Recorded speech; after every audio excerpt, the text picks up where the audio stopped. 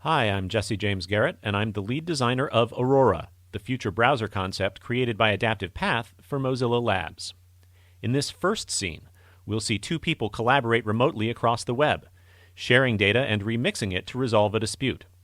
After the scene, I'll be back with some commentary on the specific interactions that the scene illustrates.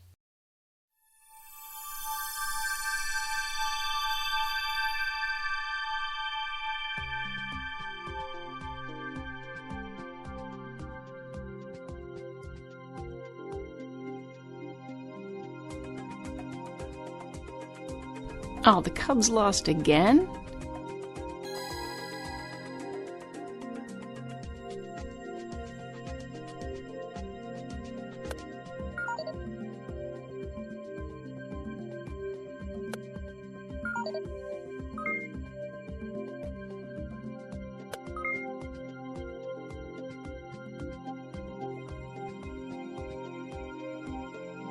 Hey, Alan, what do you mean, small harvest? We outproduced you guys last season, and we're on track to do even better this year. The latest government weather data says you're in for more rain, and that can't be good for your crops after the last couple of months. I'm afraid you've been misinformed, my friend. You may be seeing a lot of rain up your way, but around these parts it's been nice and sunny. Look, I've got the data right here.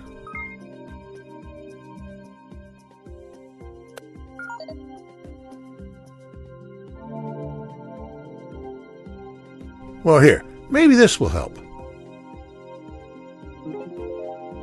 See, right here? Oh, that's way too much rain for your crops. Now, wait a minute. I know we're not getting more rain than usual. Hang on, I'll show you.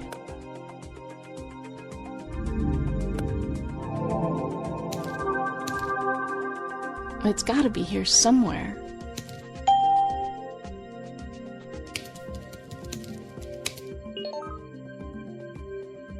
Well, I guess I haven't looked at this in a while.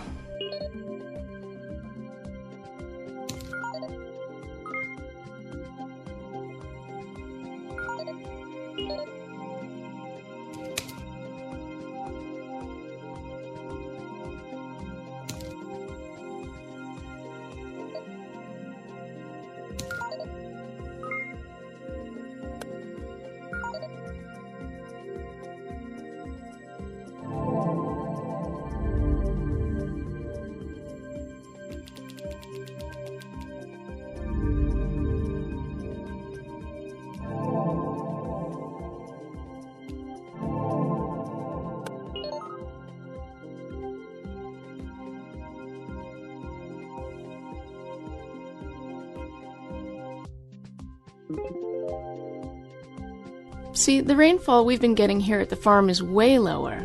You're right. Say, do you mind if I share this with my neighbors? No problem. And it looks like you might outproduce me again this year. You better believe it. We'll see. Talk to you later. Now, about those Cubs. Guess I'll have to find out about the game on the tractor.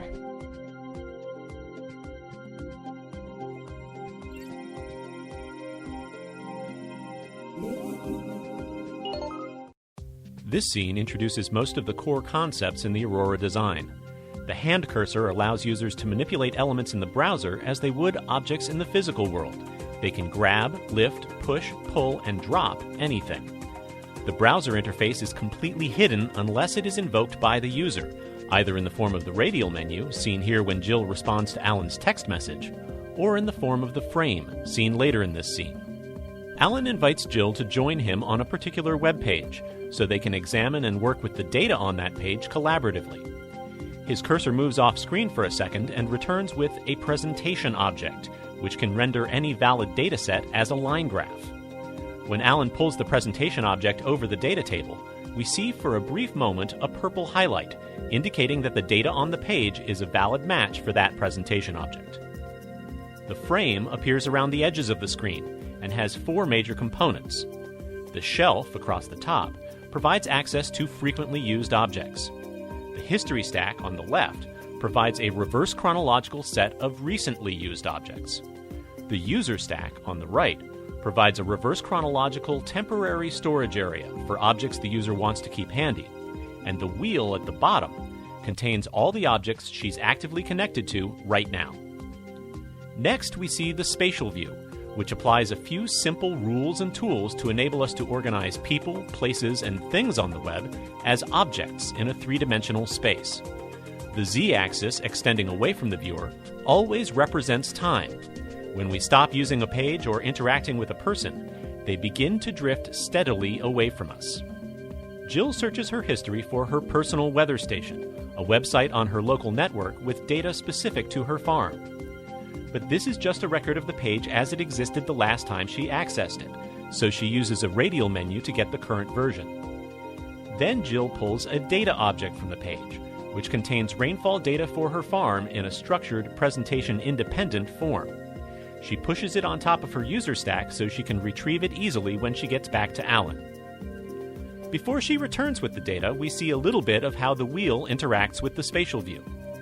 As Jill turns the wheel, the spatial view gives greater visual emphasis to the clusters that are most closely related to the object at the center of the wheel at that moment, even though other clusters remain dimly visible. The placement of objects in the spatial view left to right or top to bottom is largely automatic. The browser analyzes the content of everything that flows through it, noting semantic similarities between objects and placing them near one another. These placements can always be adjusted by the user, and the browser will learn from these adjustments. Strong associations between objects are highlighted as clusters, the irregular colored shapes we see surrounding groups of objects. The labels on clusters can be suggested by the browser or created by the user. Jill suggests sharing with her neighbors what she and Alan have created.